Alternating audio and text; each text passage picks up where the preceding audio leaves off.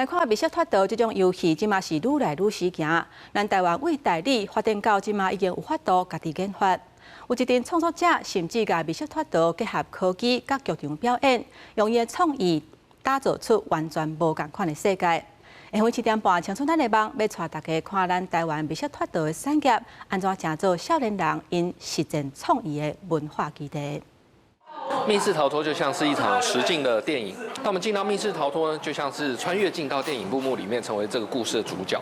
為上早期簡單鎖頭的謎題，到即馬精密自動化的機關，就學伊佇這度已經做12年。永年以滿腹的熱情，希望會當做出屬於台灣人密室的遊戲。即馬伊的工作室已經是業界指標，不過伊自來一直攏保持初心，一直攏會記得當初迄個單純的快樂。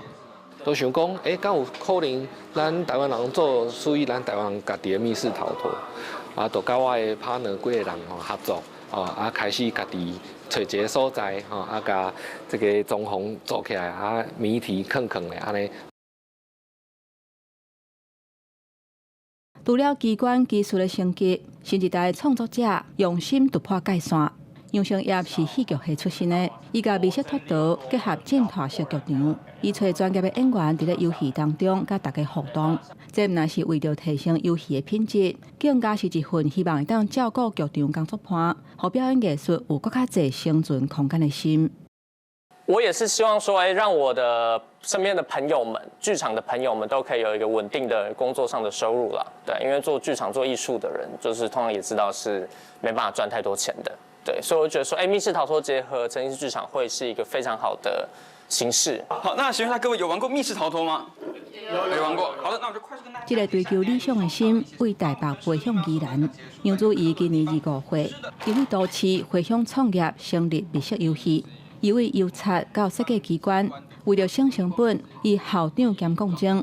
對伊來講，這毋但是干那做生意，是替青春改一拼。假設我創業之後失敗的話，還年輕嘛，還有其他事情可以這樣去做。對，想說就是25歲以前一定要做某件事情出來。為先輩堅持，劇場工作者下界劇響，到回鄉青年的勇氣。台灣密室脫逃的產業毋但是遊戲，更加是這陣打造夢想的人，用熱情甲創意為這個土地所寫的青春的故事。記者吳德慶、葉家軍綜合報道。